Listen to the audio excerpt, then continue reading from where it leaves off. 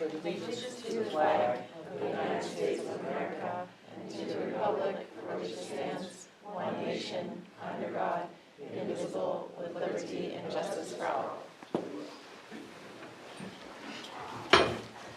Good evening. Thank you all for coming.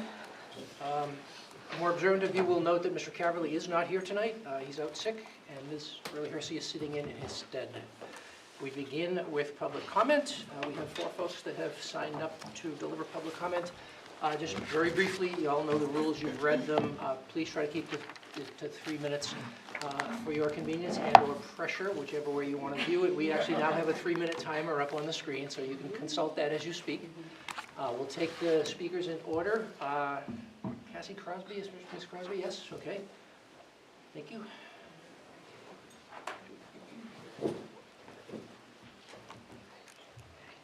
Good evening. My name is Cassie Crosby, and I'm a resident of South Berwick.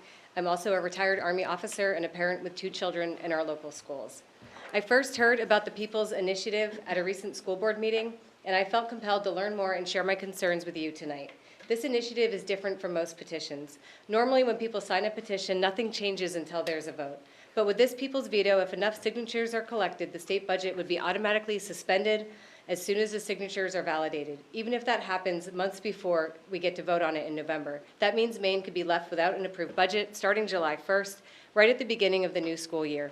The petition's language is clear. Do you want to stop most state government operations and programs, including new and ongoing state funding for cities, towns, and schools, by rejecting the state's 2-year budget? If this happens, the impacts on our schools and our town would likely be immediate and severe. As a retired Army officer, I've seen firsthand how a sudden loss of funding can disrupt operations and morale. I lived through federal budget sequestration and know how painful it is and how hard it is to recover from those cuts, even after funding is restored. Sudden disruption to critical systems like school funding can have long-lasting effects that are difficult, if not impossible, to reverse. For our schools, this means the state funding we rely on could be cut off overnight. Teacher contracts, summer programs, and special education services could all be put on hold. Maine's public schools receive more than $1.3 billion in state funding each year, and more than 32,000 students with special needs depend on individualized education plans and the resources that they provide. Our teachers, who already work tirelessly under challenging conditions and with limited resources, would face even more uncertainty and stress, and as a parent, I find this deeply troubling. And it's not just the schools. Our town also depends on the state funding for public safety, road repairs, and basic services. If the budget is suspended, South Berwick could lose up to $1.3 million in municipal revenue sharing, forcing cuts to critical services or even increases in property taxes to cover the difference. We all want responsible and collaborative governance, but suspending the entire budget is not the answer. It's a careless and reckless way to govern and puts our children, our teachers, and our town at risk. I urge anyone listening, please, if you are approached with this petition, please do not sign it. Let's protect each other, our schools, our teachers, and the services that make South Berwick what it is. Instead, let's get through this by working together while supporting what matters most, our kids and our community. Thank you for your time and attention this evening. Thank you. Thank you. Next is Mr. Martin. Yes? Hi. Okay, just this a little bit. It's the first time in the world I've ever felt tall. It's not going to work. All right. Now I moved it. All right. A previous commenter expressed frustration that members of this community called out the hateful rhetoric that has been shared at this meeting. Let me be clear. I agree that no one should ever be met with violence, but calling out harmful ideas is not violence. It's accountability. And in today's world where misinformation spreads fast and far, it's more important than ever to confront it directly. So I have a couple things to address today. No, your child is not being told by a teacher they are in the wrong body. No, your child is not undergoing gender-affirming surgery at school. No, your child is not being forced to change clothes if they are uncomfortable. No schools are turning your child transgender. No, inclusion is not being weaponized. No, an executive order is not a law. And no, your personal beliefs do not entitle you to control another person's body. Beliefs can evolve. A person's identity is not up for debate. Our children spend a significant part of their lives in school. I'm proud that my child will be starting at Central School this fall, knowing that he will be embraced, supported, and safe. I want that same sense of security and acceptance for every child. Now regarding privacy and parental rights. Under HIPAA, Educators are not required to disclose information that could endanger a child. The Maine Human Rights Commission also affirms that teachers should respect students' identities and expressions. If my child feels safer confiding in a teacher than me, it's a signal that I as a parent have some growing to do, and that teacher is amazing. On to sports. The purpose of school athletics is to foster inclusion, community, and safety. That goal is being met. Transgender students do not threaten that, they enhance it. Yes, sports carry inherent risk. That's true for all students, regardless of their gender. No credible studies show that transgender students pose a greater physical threat than their cisgender peers. There's also no evidence that a K-12 student is transitioning for a competitive advantage. What we do have is evidence showing that participation in sports and clubs reduces the suicide risk of our transgender youth. For perspective, currently in Maine, there are 5 transgender student athletes. In 2024, there were 330 school shootings, resulting in 267 deaths. 1 in 4 girls, 1 in 13 boys are victims of sexual child abuse. Marginalized groups, including transgender students, face an even higher risk. If your concern is truly the safety of the children, you would focus on these issues, not targeting a small, vulnerable group. A commenter referenced an Oxford study claiming to prove that gender-affirming care is harmful. I read that study, and that interpretation is false. That study actually highlighted the need for increased mental health resources for trans people. Why? Because they're under constant attack. In 2024, over $200 million was spent on political ads attacking the transgender community. 36 transgender individuals were murdered last year. Over 220 bills were introduced targeting them in 2023. And in 2025, the Trump administration is considering cuts to the LGBTQ+ suicide hotline, which has seen a volume surge of 700%. I'll stop. Thank you. I could go on. Thank you. Okay, Ms. Peak is next.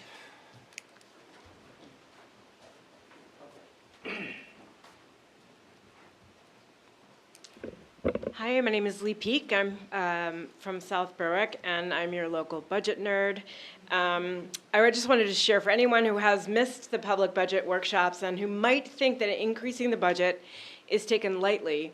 Here are some of the things I heard discussed in depth among administrators, board, and staff during the workshops. Building administrators presented budgets that were built from the ground up, explaining increases as little as $500 for book libraries or supplies. Evidence was provided that salary ranges for teacher compensation are aligned with the 7 other districts in our region. The median is higher than 4, on par with 1, lower than 2. Teacher retention and education levels are both high, which means more teachers fall at the high end of the range. Who doesn't want more experienced, more well-educated teachers? The district has tried to respond to the increased demand for CTE programming with more variety and an increase in the number of students. And those programs are expensive to deliver, but so critical as a response to the community wanting to make sure that non-college bound youth have more options. Increased police presence at events, again, in response to community concerns about safety. This alone is $20,000 increase in the budget. Cybersecurity to protect our kids and our staff, both in teaching and in learning, an increase of $24,000. The 3.06 increase is the lowest increase in 4 years. And as a comparison, based on my informal research, Wells and Massabesic are increasing 5.5, Kittery 5.9, Sanford 6.4, Kennebunk 8, York 8.6, Noble 11.5. So to my mind, if year-over-year increase is the key metric in your assessment of the budget, it turns out you're living in the district in southern Maine that is doing the best job of managing that increase. The 3% average increase in compensation, I would note the estimated national labor increase from the Bureau of Labor Statistics is 3.6. So I want to thank staff and board again for putting together a budget that so clearly demonstrates your sensitivity to the challenges of cost, yet delivers high quality, inclusive, rigorous instruction across the board. Thank you. Lastly, Ms. Cook, please.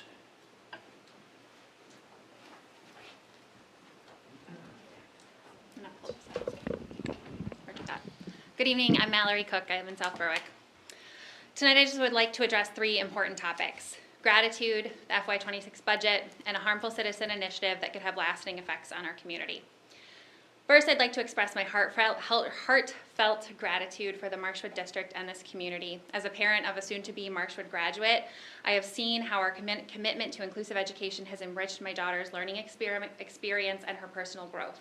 Inclusion has provided her with academic support and taught her invaluable lessons in empathy and resilience. She will leave Marshwood High School not only a better student, but as a compassionate individual ready to take on the world, and I couldn't be happier with her experience, so thank you. Now regarding the budget. I'm a member of the South Berwick Town Council, and I have experience with 9 municipal budgets. I commend the school board and the administration for your exceptional care in this budget process. I was able to attend just one of the budget workshops, unfortunately, and I was impressed by the board's commitment to transparency and the thoughtful allocation of our tax dollars, which speaks volumes about your dedication to students and our community.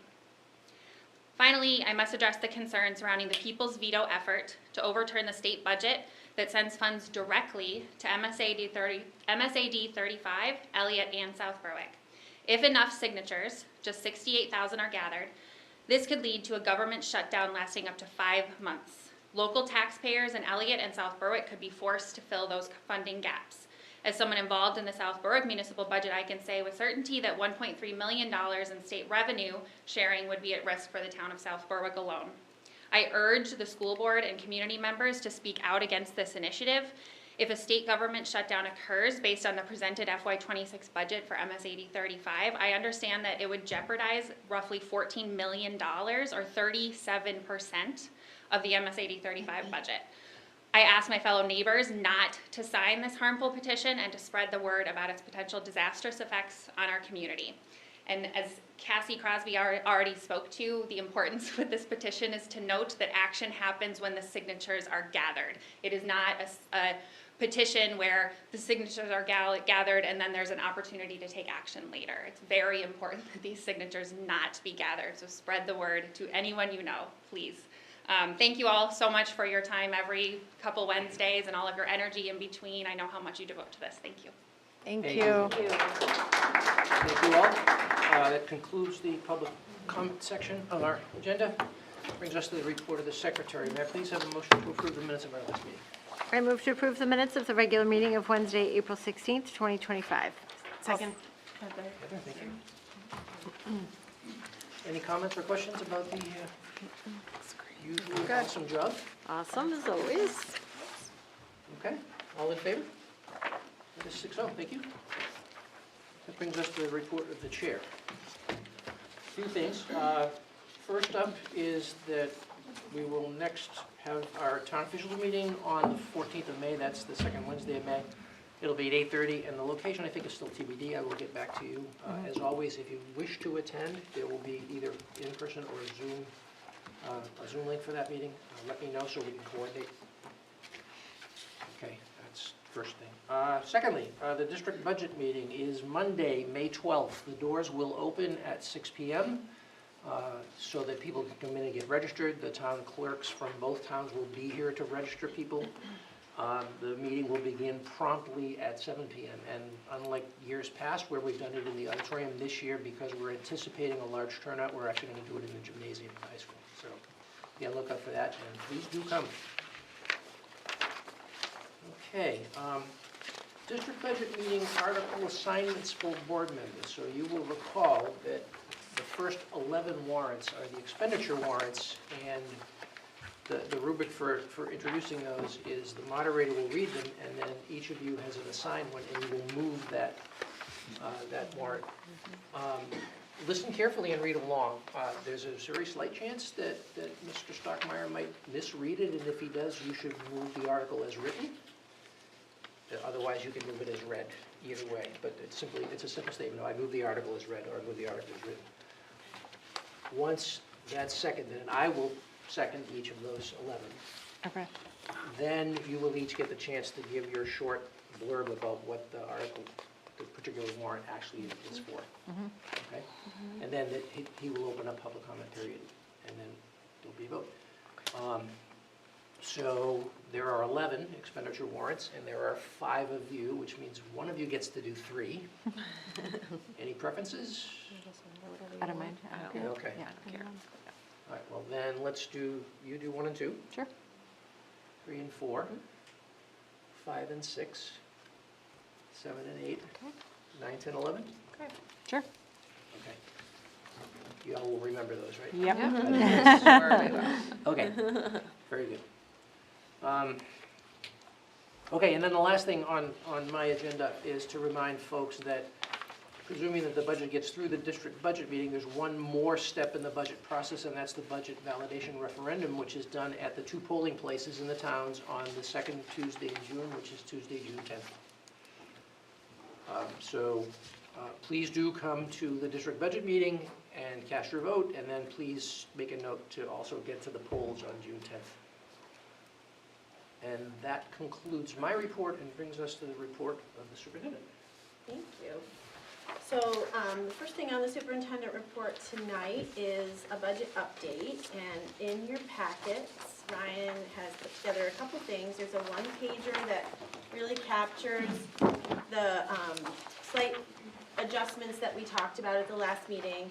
And there's also some other materials in this packet that he can talk about. I'm going to have Ryan come up and just kind of talk you guys through what you have so that we're really clear what we're voting on tonight.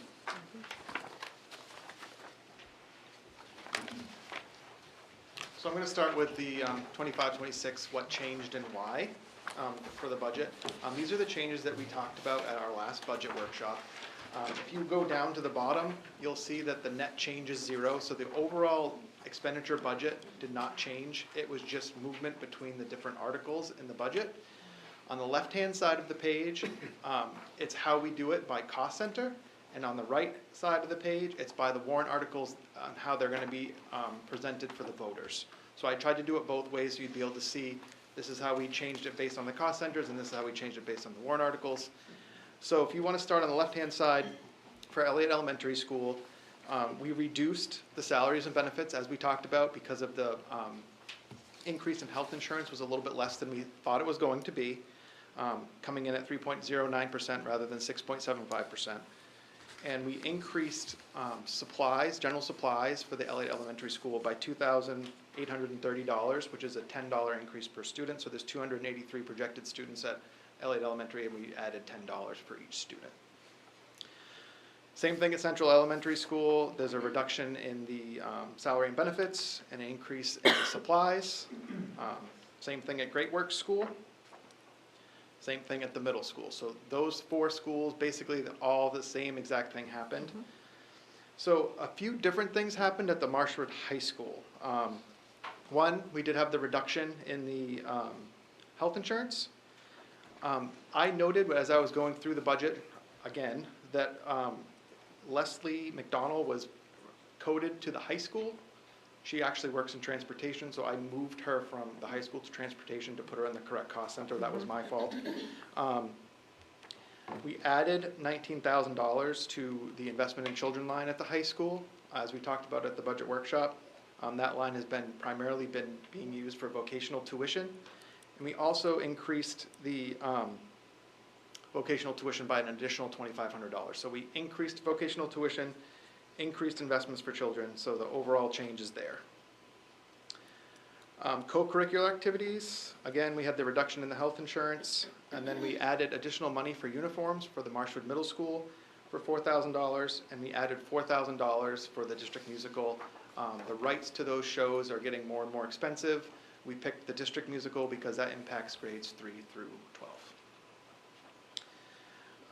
The special services budget, the only thing that changed was the reduction for the health insurance. Same thing with technology. Facilities, we had a reduction in the health insurance, and then we had this large amount left, the $100,000. And this was basically, we outlined this in a little handout that we had for the board, but there was 3 different things that we were going to do with that money. Number 1 was we're unsure with the status of the federal funds and when they're going to come in. The federal budget year ends on 9/30. So the first stipulation we put on that $100,000 is until we see what happens with that on October 1st, we'll make a decision. Like we may need to move some of that to help supplement our federal funding, however much we receive, and be able to protect those reading teachers' jobs that are funded with those positions. The second thing we have that set aside for is our leach field at the Marshwood Middle School. That's in behind the superintendent's office. We think that's approaching end of life sometime within the next 5 years. If that were to fail, what we would have to do is pump the sewer tanks at the middle school, maybe once or twice a week throughout the school year, which would be an expensive proposition. So we'd have this money kind of set aside in case that were to happen. And then the third thing we discussed that we could do with that money is the custodial supplies, the cleaning supplies, the school supplies. If there's a huge change in the costs because of tariffs, we'd have some extra money set aside to be able to do that. Transportation, continuing down the line, there's an increase in that salary line. Again, that's moving that salary from the high school to the transportation line. And then there's still the reduction in the health insurance. And then we also talked about adding what we are calling an activity bus. It's one of the Minotaurs. This one would be painted white. It wouldn't have the 8-way flashers on it, and it could be driven by anyone. They wouldn't need any kind of special endorsements or anything on their license. It could be driven with a traditional driver's license. That Minotaur would get parked here at the high school. We'd be able to use it for our ELO program.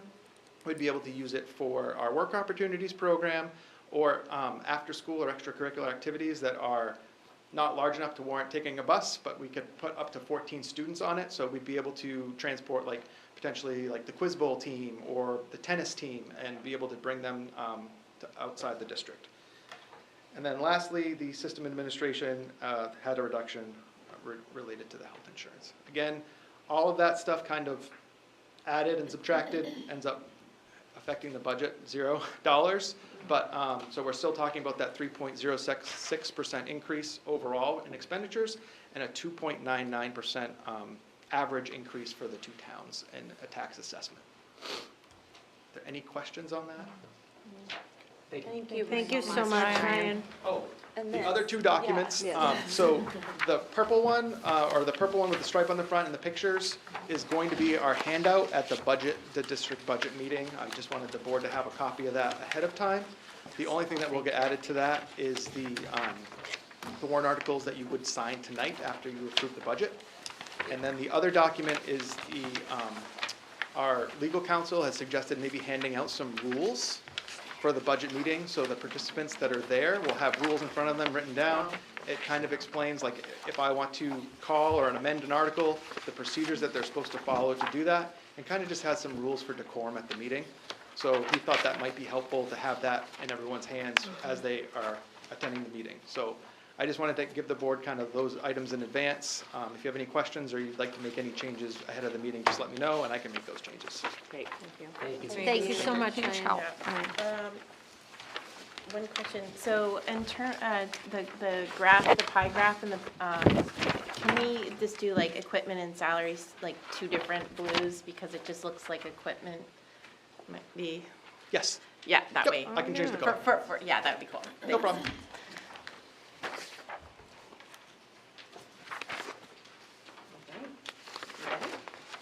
The next thing on the superintendent's report is discussion about our June 4th meeting. Currently, the plan to do our top 10 and retirees meeting is to do it on June 4th at 7 p.m. And I think we just wanted to talk about whether that would work. It's a week earlier than we might normally do it. So just wanted to run that by everybody, make sure that's okay. Yeah, can I just add that the change here is that we typically done it at 6 p.m. Right. on Yeah. that first meeting in June because of the convocation. Yep. Convocation is a week later this year, so we don't have to start until 7. So that's good. Perfect. Continuing on the themes of meetings and dates, confirmation of summer board meeting dates. So right now, tentatively, we have July 30th, and then either August 13th or August 20th. So I think we're hoping that all of you can look at your calendars and let us know which one of those would work. I put the 20th down for some reason already. I don't know, was there a reason for that? I wonder. Because I'm okay right now with either so far. I thought we still were wondering which one we were going to do. Anybody I have a don't have problem it. with either of those dates? No, well, That's fine for me. Yeah, as long as you have to The drive our kids 13th is to probably better college. for me. Oh, Yeah. maybe the 13th Yeah, would be I'm better. just unsure of college moving dates, yeah. so Yeah, that's yeah, my yeah, only, I that's don't know right. when mine is. exactly, yeah. Probably early or. It said yeah. mid-August, so Yeah. Yeah. I'm not sure. So Yeah, so let's get back to you on Yeah, that. I'm sure I'll know within the Get next. back. So let's nail the 30th of So July. Okay. July Yes. 30th is Yep. good Yes. for everybody? And Yep. between, sometime in June, we'll firm up once we Okay. understand college moving plans. Got it. Okay, good. And then, the next thing is typically we do some workshops over the summer. So one question is regarding Rollinsford. I think the, goal might be, if it was amenable to all of you, would be to do the Rollinsford workshop at our August meeting. Yep. Have the meeting Yeah. ahead of time. Is that, That whenever we works. decide what date that is, we'll invite them. Is that make Yes. sense? Yes. Yep. Okay. And then, with the July 30th meeting, we were talking about if the board would like to do a board workshop on, ahead of that meeting as well, to do that goal setting and strategic Yes. planning that we've done in the past. Yep. Yes, absolutely. Great. Last day of school, feel safe, we're May tomorrow, she says, she knocks. Is set to be Tuesday, June 17th, and that's a half day.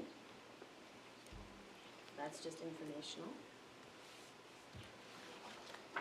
And then, I did want to let the board know that we have a resignation that just came in this week. Angela Cuddy, who is the art teacher at Great Works School, has submitted her resignation. She has decided to pursue some overseas teaching, so we're excited for her and wish her the best. Cool. Is she through the effective, Through the year, I thought. I Through saw. the year, Yeah, okay. End of the year. It's for next year. okay. And now we're ready for the student report. All right. For sports, softball had a game today at Falmouth at 4:30. Boys tennis and girls tennis both have matches tomorrow versus Deering. Girls lacrosse has a game Thursday versus Scarborough at 4:30. Boys lacrosse has a game versus South Portland on the 5th at 6. Baseball has a game May 3rd at Noble at 3.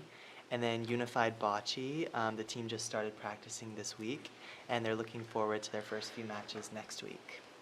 And then Student Gov hasn't had a meeting since the board last met, but we're looking to hold what might be our final General Assembly meeting in a few weeks. Not too much for extracurriculars.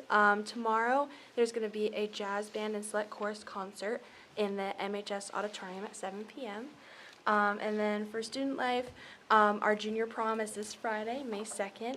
And next week marks the start of AP testing. Students taking AP classes will have their exams over the course of the next 2 weeks. And that's all we have. Great. Thank you. Thank you both. All set? For me. Very good, thank you. There is no correspondence upon which to report, so we'll move into the report of the committees. Finance and Facilities will next meet, it looks like June 18th is our next meeting, because we have our, of course, our district budget meeting coming up in May. Ed Policy will next meet on May 28th. Yes, we have some second reads to do tonight. And Wellness met earlier this evening. Just to give us an update on that. I'll give a report out here. So basically, we are still focusing on how we can have some district wellness initiatives and how we can involve the whole school. So there was a lot of discussion surrounding the main school winter wellness summit that occurs at the Samoset. And we typically have some teachers that go to that, but how we can incorporate all the schools. So a couple of teachers from each of the elementary and Great Works and the middle school, and also including maybe some students to go to that, to have their input, as we find it's so important to have their thoughts on that. And then we thought of approaching the MEF Foundation to propose a grant to fund all those people going to that, to the summit. And then how we could form a committee afterwards so that we can implement some of these strategies and some of these thoughts that we get from the summit, and an action plan. So we're actually looking at meeting this summer so that we can be a little bit more proactive, and that we can start off, instead of saying, okay, we have all these ideas, like how can we get a kickoff for that? So that's kind of where we're at with that. And we did hear that Lisa will be doing some yoga at the Teacher Appreciation Week, so that's also incorporating wellness. So Yeah, just how we can really move the whole district in getting together to do that, so that was basically it. Great. Excellent, thank you. Good stuff, good plan. Thank you very much. Concludes the report of committees and brings us to new business. May I have a motion, please, to adopt our budget for next year? I move that we adopt the fiscal year 2025-2026 district budget. I'll second, Rebecca. Second, Rebecca, thank you. We've been talking about this. Any additional comments or questions? I know.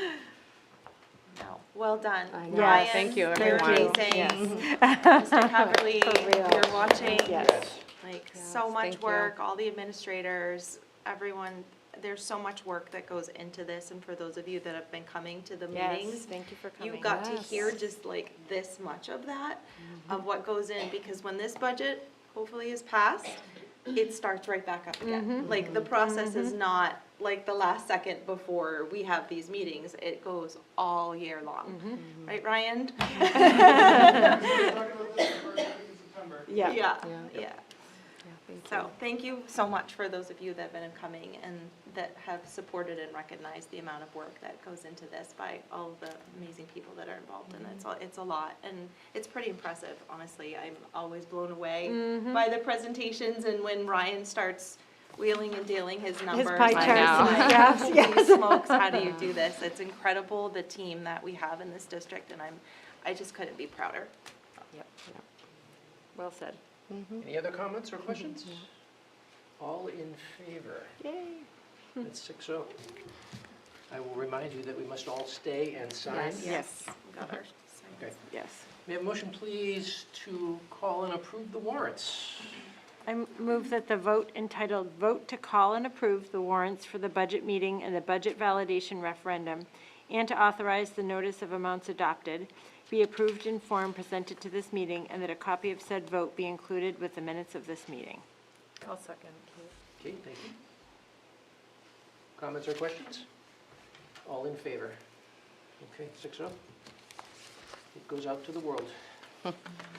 Motion, please, to approve the MSMA paid family medical leave private option. I move to approve the MSMA paid family medical leave private option application affidavit. I'll second. Great, thank you. We've talked about this in a couple of different ways. John explained it to us at our last meeting. Any questions about it? Okay. This is to authorize an application. Very good. All in favor? Okay, that's 6-0, thank you. Next up, we have our probationary teachers. A motion, please, to nominate the first years for second year. I move to approve the nomination of first-year probationary teachers for second-year probationary teachers from the 2025 to 2026 school year per the attached list. Second, Lisa? Any questions about that? List is attached.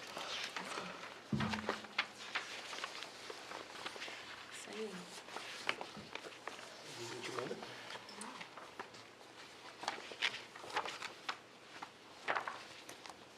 Lots of Marshwood graduates on here. I love it. Good to see. Very Okay. exciting. All in favor? 6-0, thank you. Great. And a motion, please, with regard to moving the second years up to continuing contract. I move to approve the nomination of second-year probationary teachers for continuing contract teachers for the 2025-2026 school year per the attached list. Second, Heather? Thank you. List also attached. The only thing that might be confusing is that Matt Taylor's listed twice, and that's because he works half-time. Yeah. Yeah, I saw that. Yeah. I noticed that. I noticed that. You can't really move up in one building and not the other. Okay. Comments or questions? All in favor? That's 6-0, thank you. Okay, we're into the second reads. Motion, please, to approve the second read of GCGA. Go ahead. I'll move to approve the second reading and adoption of policy GCGA, substitutes for instructional personnel. Second, Jen. Jen? This is a second read. There have been no changes since the first read. Any comments or questions? All in favor? 6-0, thank you. Motion please with regard to GBJB. I'll move to approve the second reading and adoption of policy GBJB, employee social media privacy. Second, Heather. Heather, thank you. Again, no changes since last. Comments or questions? All in favor? That's 6-0, thank you. Motion please with regard to GCFA. I move to rescind policy GCFA, employee social media privacy. Second, Lisa? Okay, this is rescind, it only requires the one vote, and I believe we're rescinding it because it's covered elsewhere? Yes. Yes. Yep. It was the one you just voted on, the Yep. GBJB replaces Replace it. that, It was a yep. policy code change. Very good. Thank you. Oh, is that her? That's right. Comments or questions? All in favor? 6-0, good, thank you. Motion please with regard to the second read on JKAA. I move to approve the second reading and adoption of policy JKAA, use of physical restraint and seclusion. Second, Rebecca. Rebecca, thank you. Again, second read, no changes since last time.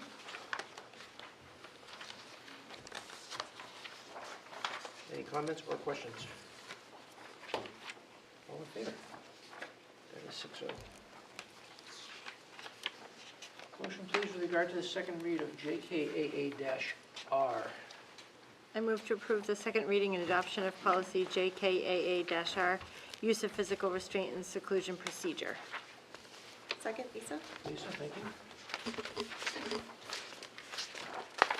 This is the procedure, and there is no change from the first read. Okay. Comments, questions? All in favor? Good, 6-0, thank you. And that is the end of the second reads. We have one last item of business that sounds exciting and fun. May I have a motion, please, with regard to the donation from the high school, Marshwood High School baseball boosters? I move to approve the donation of the Marshwood High School baseball boosters in the amount of $10,000 to be used in its entirety for repairs to the Marshwood High School baseball field. Second, Rebecca. Thank you very much. There is a note of explanation in your packet. Sounds very generous. Smokers. Any I know, comments it's or nice. questions? Do you have anything to add to this, or? No, just that, I know that the boosters have reached out, they're really excited to be able to support the team in the school district in this way, and I think it's all about the infield. Speaking as a former infielder, I appreciate it. That's amazing. Wow. Excellent, thank you very much, boosters. Comments or questions? All in favor? 6-0. Thank you again, boosters. That concludes the new business and brings us to the building administrator check-in. We have the lower grades. Who wants to go first?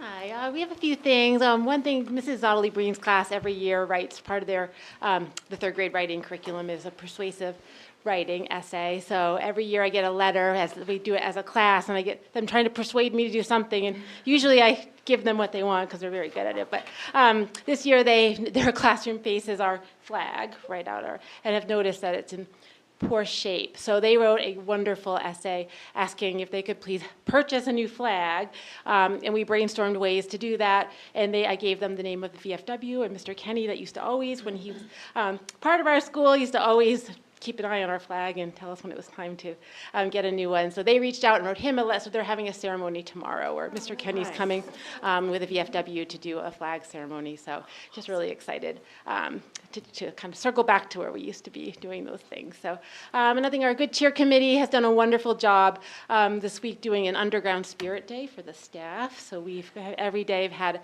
a different spirit day that we haven't told the kids what it is. So we've gotten really competitive and crazy with it. So the first day was there's teams and there's points and people are like, the second day was tourist day and I think someone brought like a canoe and because the more accessories you have, like, it's gotten pretty wild.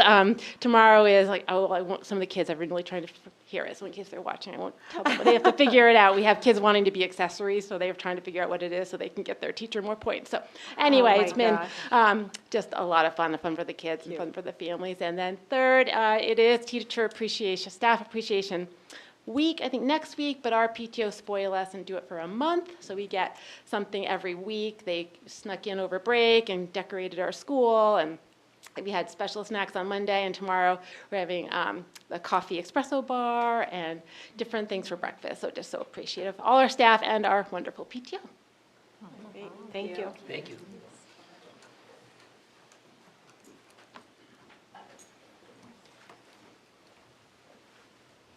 Hello. So we've been busy at school. We're in the race to the end of the year. Our peeps have been amazing getting ready for our Race for Education, which is on May 16th, and it's just a wonderful day. If anybody would like to stop by, it's so much fun. Our second graders have been learning about Elliott history. Yesterday they got to visit with an artist who painted the clipper ship on the Nightingale that was built at a shipyard in Elliott. And it was the piece of artwork was done for a retired second grade teacher, Esther Morrow. And when she retired, she donated it to the Historical Society, and now it hangs in our school. So it was pretty nice. It was a really wonderful opportunity for our students to visit with that artist. They're getting ready to go visit the one-room schoolhouse. They're having a grade level night, and they're going to dress colonial times and share facts about Elliott and do projects that they've been working on. A couple of our kindergarten classes before break decorated outside our building, and the planters leading into our school, and the pansies and pussy willows. It looks really beautiful, and they've been watering them and taking care of them. So, and the last thing I'll say is our third graders have been doing a Google Docs and all doing a research project on a different lighthouse in Maine for their Maine unit. So lots of fun things going on. Yeah. Nice. Thank you.